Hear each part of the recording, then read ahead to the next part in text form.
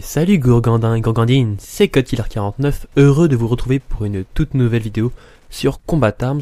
Alors aujourd'hui je vais tester la toute nouvelle map Death Row, enfin toute nouvelle, elle est sortie il y a quelques jours, voire une semaine à peu près, je sais plus exactement, je n'étais pas là lors de sa sortie en tout cas, et donc j'ai pu la tester dernièrement, enfin lors de ce week-end prolongé, puisque j'en parlerai après, j'ai eu la possibilité de rentrer chez moi lors de ce week-end, car comme vous le savez, je suis en internat, c'est ce que j'avais expliqué lors de ma toute dernière vidéo, qui restera en haut de ma chaîne pour que les gens puissent le savoir, pour ceux qui n'ont pas encore eu l'occasion d'avoir l'information, voilà. Donc aujourd'hui j'ai fait une petite vidéo un petit peu différente de d'habitude, puisque je souhaite faire une vidéo avec le FAMAS, voilà. Donc pourquoi le FAMAS? Eh bien lors de ma prépa, donc comme vous savez je suis en prépa, lors de ma prépa, j'ai eu la possibilité de tirer au FAMAS. Alors je vais expliquer pourquoi j'ai pu tirer au FAMAS. C'est un petit peu pas, il y a un petit peu aucun rapport entre la prépa et le tir avec une arme. Voilà. En fait, je suis dans une prépa militaire et cette prépa militaire m'a donné la possibilité de partir quelques jours dans un camp militaire où j'ai pu tirer avec une arme avec des balles réelles. Voilà. Donc j'ai tiré au FAMAS et je trouvais ça donc intéressant de partager cette expérience avec vous. Et en particulier un petit point qui m'a un petit peu dérangé, c'est la modélisation ainsi que le réalisme du FAMAS dans les jeux, voilà. C'est vrai que les armes se rapprocheraient souvent de la réalité et sont assez proches, voilà. Alors que le FAMAS, quel que soit le jeu, j'ai trouvé que c'était vraiment nul, enfin la modélisation ou alors au niveau de la réalité. Alors j'ai donné l'exemple le plus proche, tout simplement. C'est lorsque vous voyez mon viseur. En dessous, il y a une partie qui est un petit peu, qui fait comme, je sais pas comment dire, c'est une barre qui permet de tenir le FAMAS en fait, juste en dessous du viseur. Et on a donc c'est normalement la ligne de mire. Vous voyez que normalement on peut viser par là. Alors là on voit pas exactement ce que j'ai le couteau, mais vous allez voir que normalement il y a un petit œilleton avec au bout le guidon, au bout de la ligne de mire, et donc on peut normalement viser par là. Et cette partie là, en tout cas sur les jeux, que ce soit Combat Arms, alors il y a d'autres jeux comme Call of Duty ou éventuellement Battlefield, cette partie-là est extrêmement large et semble, voilà, on a l'impression qu'on tient limite pas un bazooka, ce serait un petit peu exagéré, mais on tient une arme énorme dans nos mains alors que c'est totalement faux. En fait, le FAMAS, c'est cette partie-là que je parle, donc qui est en fait la ligne de la mire de la poignée garde-main, voilà, qui s'appelle comme ça exactement. Et en fait très très fine, genre j'ai calculé avec mon doigt parce que ça m'a tout de même surpris. Donc moi ça fait à peu près une phalange, ma première phalange de doigt, par rapport à mon index, ça fait une phalange. Donc ça fait à peu près à peine 2 cm et demi, voilà. Donc tout de même c'est pour vous dire que là on a l'impression que ça fait quand même, allez, 3-4 cm au moins. Ça fait vraiment énorme quoi, c'est vraiment le truc, le big truc qui dérange, enfin qui cache un petit peu d'ailleurs la vue, puisque le FAMAS paraît énorme et est assez dérangeant, voilà. Donc j'ai trouvé assez intéressant de vous parler de ça, voilà. Après, est-ce que peut-être que vous en avez totalement rien à foutre, mais voilà, je trouvais ça assez intéressant, voilà. Et donc pour information, donc j'ai tiré une centaine de mètres, donc c'est pas trop mal, hein. J'ai réussi à mettre tous mes tirs dans la cible et je me suis plutôt bien débrouillé quant au fait que tous mes tirs étaient assez proches les uns des autres, hein. À une centaine de mètres, c'est vrai qu'on voit pas grand chose. On voit pas grand chose. La cible paraît un petit peu petite, si je puis dire, mais c'est tout à fait faisable de tirer aisément dans la cible si on est un minimum doué, je dirais. Alors je dis pas que je suis extrêmement doué, mais j'ai passé deux ans avant à faire du tir avec une arme à air comprimé, voilà, donc tout ce qui est respiration et concentration, je connais, c'est une des choses assez importantes lorsqu'on fait du tir, et donc ce sont des choses que je connais aisément, voilà, je me débrouille assez bien pour ça. C'est la raison pour laquelle j'ai réussi mon tir. Alors c'était pas parfait, hein. Rien n'est jamais parfait, mais je me suis bien débrouillé, voilà.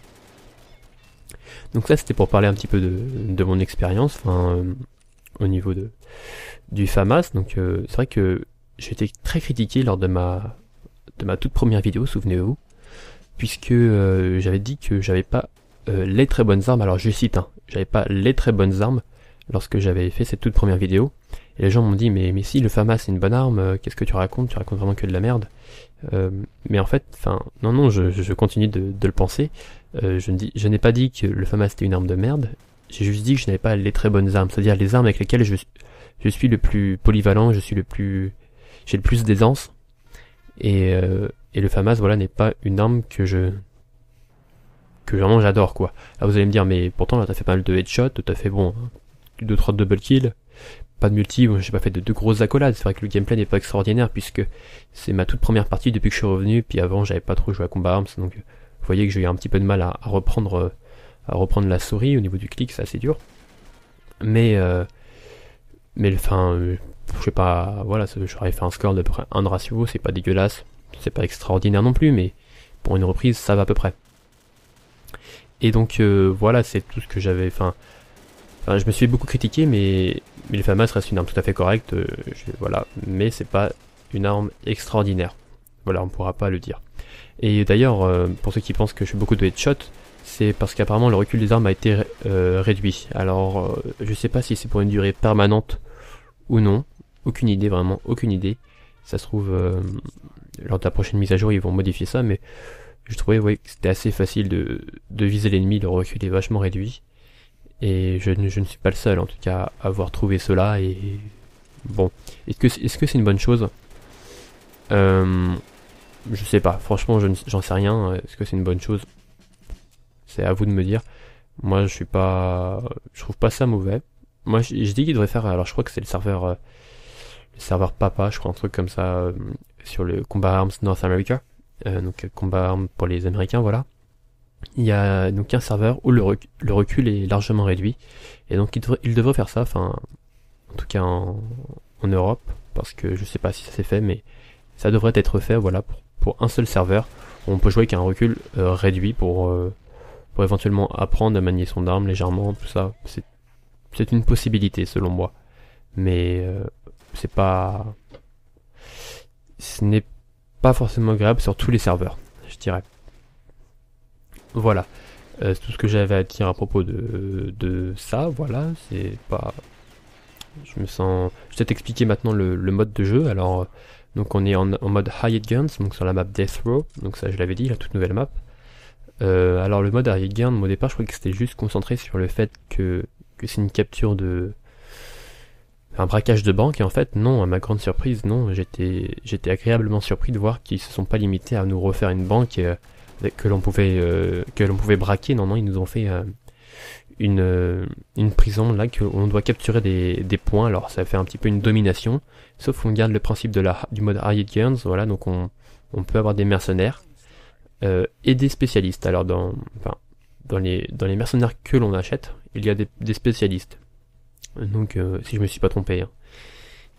Et donc ça, donc il y a quelques changements, voilà.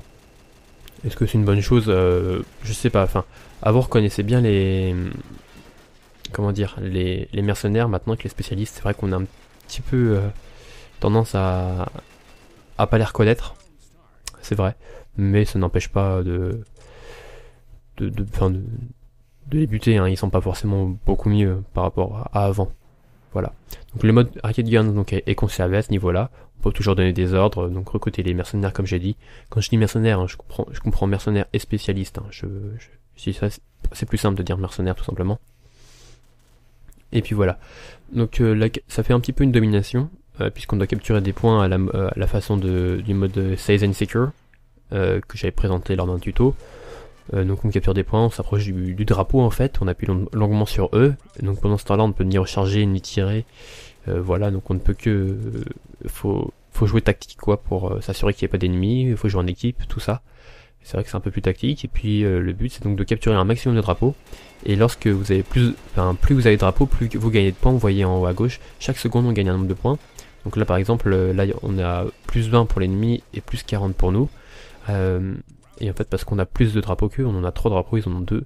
Et voilà, donc ça fait un petit peu pencher la balance, si je puis dire.